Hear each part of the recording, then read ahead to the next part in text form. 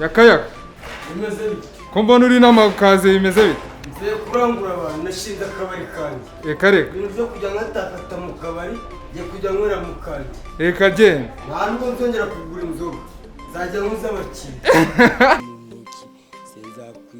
Bagirwa Yesu wanjye mfashe byeri mu ntoki aza bari mu turimbo twinshi. Ubiturwagwa ukiriho ikuzimu nansi nibayo. Ndarangura n'udushingura babandi bamuzafite bose nazo ndaziza. Reka reka. Uko bimeze nashingura 10 Musanze bamwe bakunda twatuyoga twamaki. Niba ngombwa ndatangira ninjye n'ikigage. Amasakara abantu bakunda ikigage. Akagasuru ka mu gitondo abari sawa. Neza abakiriya urabafite? Abakiriya ntabwo babura. Abakiriya se babura. Abakiriya kandi ngomba kubavumba bose nangongera kwigurira. Ibintu byo gusaba amacupa ntabwo uzongera kubigira. Reka njye kugira ngo iwanjye byane nibyo muranzenguruka mu tubari mvumba za kabari zose. Ngiye kujya mvumba abakiriya banjye.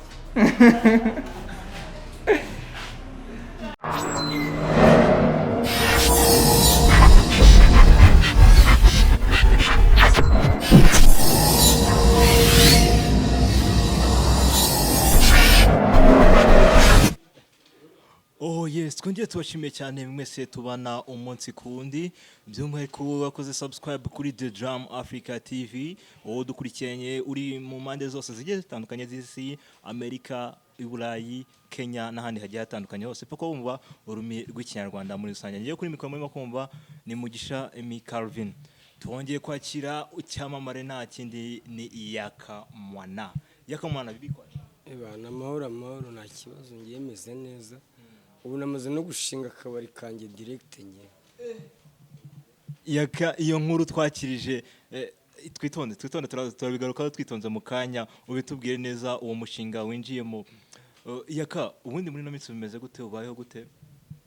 Okay, mbayeho bisanzwe nkina filime nyarwanda, comedy nyarwanda, nanga n'ibiganiro ku mativa agiye atandukanye.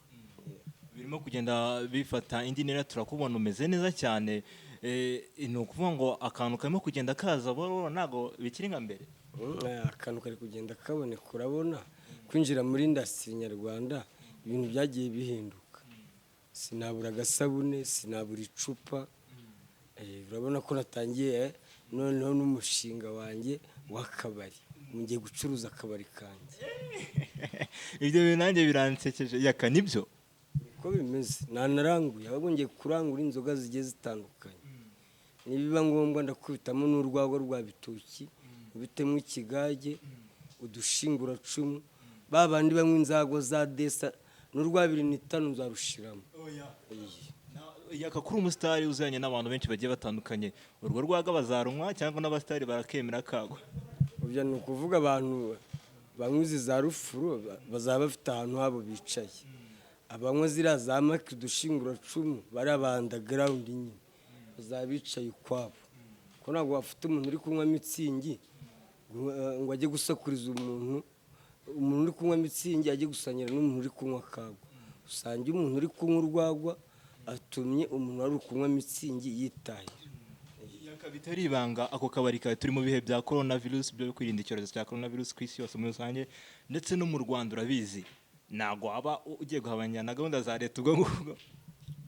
Ni ukuvuga ngo nitekawe ni ukujya bafite byeri bakazitahana. Niba ngombwa nzakubitamo na restaurant kugira ngo noneho umuntu niba aje kunywa byeri ajijishe ko ari kurya. Yaka bazahita bagufata gusa ariko kamwe ngo karemewe ku cyo kurya. Kamwe karemewe ku cyo kurya si ugushoza ku biryo se. Yaka umushinga w'agacupa umushinga cyangwa se w'akabari ibyo byose ni agacupa. Yaka ku gacupa buriya abantu bakuziho ko wemera agacupa cyane cyaba cyo gitumye ufungura akabari. Natekereje gufungura akabari kubera ko nasindaga rimwe na rimwe bakamfuta narengeje amasaha bakandaza muri stade nshaka kuza nzinywera mu kabari kanjye nibiba ngombwa narari mu kabari kanjye. Kandi madamu tuzaba turi kumwe ko ni uzajya wakira amafaranga nge nseriva abakiriya mbone n'ukuntu nsoma ku nzoga z'abakiriya ko niba ngufunguriye byeri banze nsomeho nyumve neza ko inzoga imeze neza. Yaka, ni ibintu bishimishije ku mushinga ugiye gutangira. Uwo mushinga cyangwa se ako kabari kazaba gaherereye he? Uvuze ngo Akabari kazaba gaherereye he muri rusange, ndetse n'abakiriya ku buryo bazaza bagusura? gukorera hano Gikondo seje gukorera Mu minsi mikeya ngira ngo baba babonye na contact kugira ngo bazabe babona uburyo ubaserive. ndaza kubaha nimero n'ukeneye agacupa kamamagara twakamugereza iwe mu rugo. Yaka mwana, ariko hari ikintu ntagenda nakubajije Yaka. Umuntu yakwibaza ati ntabwo ari wowe uzaba uwa mbere mu kwihombya? Urabona ngewe ngira urukundo, nta kuntu waza uri umusitari mugenzi wanjye ugende naguhaye icupa, ariko niba nguhaye icupa nawe ibyo ari byo byose ntiwahavuta gusa. Kandi gukopa abakiriya b'imena bana kadeni muzajya mukabona, ariko ntabwo ari gukopa buri muntu, ko hari abukopa bakagendera ko ntibazagaruke. Ninde umuntu wakopa ninde utakopa? By'umwihariko mu byamure tuzi hari abo mwakoranye nabo n'abo muziranye. Ni ukuvuga ngo hari abantu uba wizeye nk'umuntu uba uguteza imbere aza buri munsi, uwo nguwo iyo nta kintu yabonye yaje umuha agacupa kuba uzi ko ejo azayazana. Ni ukubanza ukamenyerana n'abantu b'imena babandi bawe, mbese banywera iwawe buri munsi. Ndibaza ati ninde muntu wa mbere uzaha agacupa ka mbere, cyangwa se nkamubwiye ati nk'agashimwe? Hari abantu benshi twagiye tukubana nabo, cyangwa twagiye twumva aba Asiya, twagiye twumva aba Asiya mwarashwanye burundu, ntabwo wamuha agacupa? Asiya ni mabuje, na n'uyu munsi turakorana, ariko anansuye ntabwo ageze ku kabari kanjye, ntabwo yabura icyo afite kuko ndabizi nawe agomba kuneza imbere. Undi muntu nzaha icupa Kadogo, urabizi yemera icupa, kandi nawe mu baguzi arimo Kadogo njuga babalawo yageze iwanjye rwose, agakesi nagaterura agatereka imbere ye tukagasangira. Ariko bakirize twa turimbo twayenjya numva two mwiringara kamwe bakunda cyane, ubakubitire uzaza tubabyinira, uzaza tubaririmbira abakiriya barimo.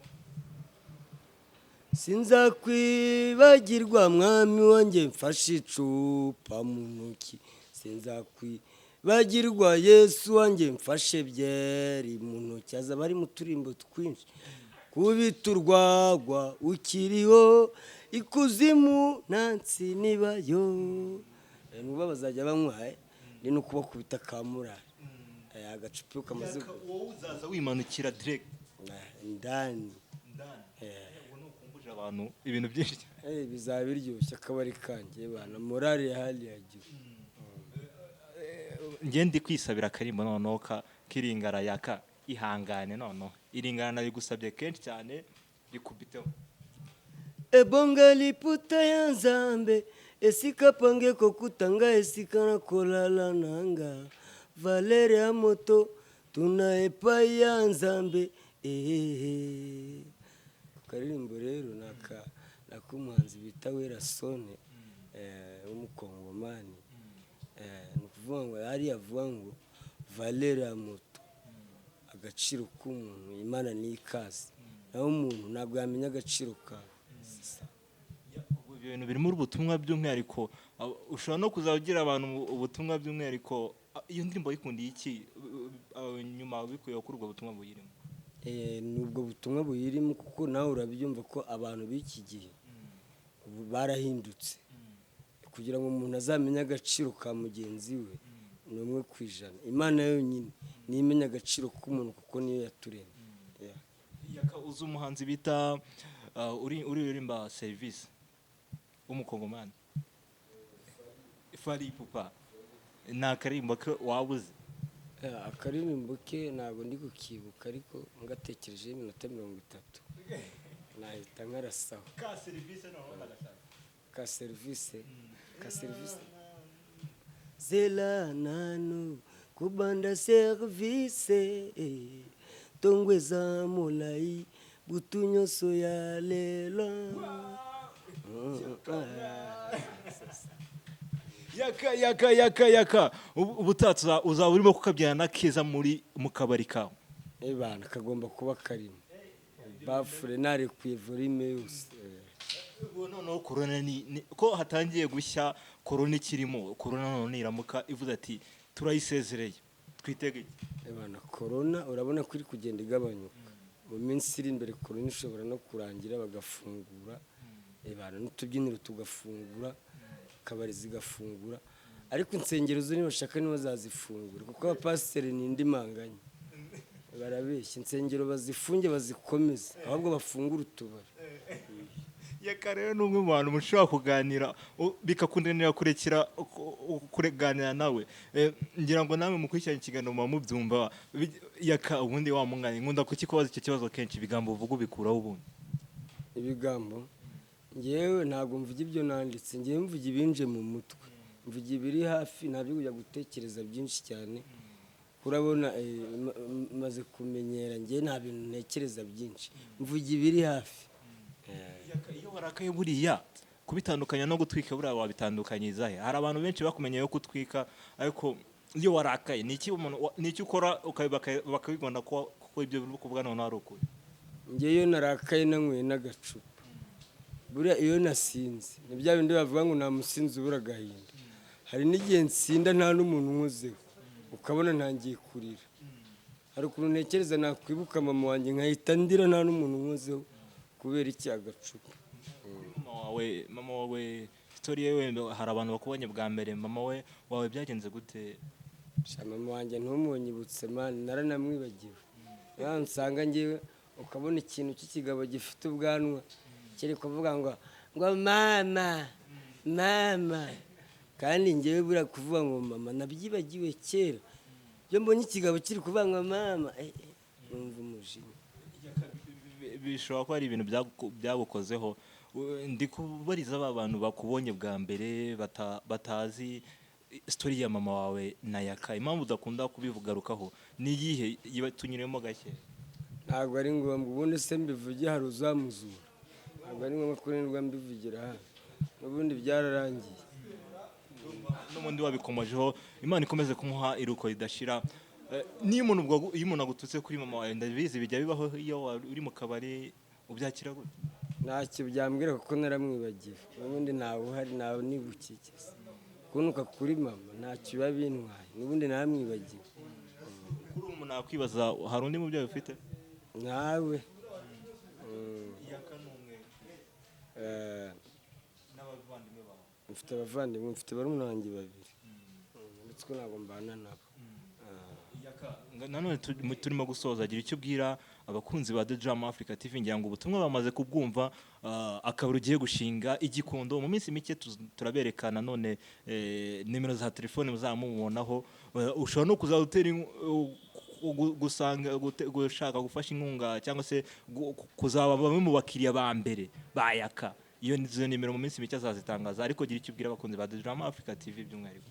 Icyo nabwira abasinzi muri rusange, kuwa mbere muzazi ku kabari kanjye ntihari igikondo sejemu, munywe z'ubuntu banze mbasindisha, ariko ku munsi wa kabiri ni ukuza mwishura kashi. Subscribe, comment and sharing kuri iyi TV yanyu, ni ukuri kunanira kuyivuga.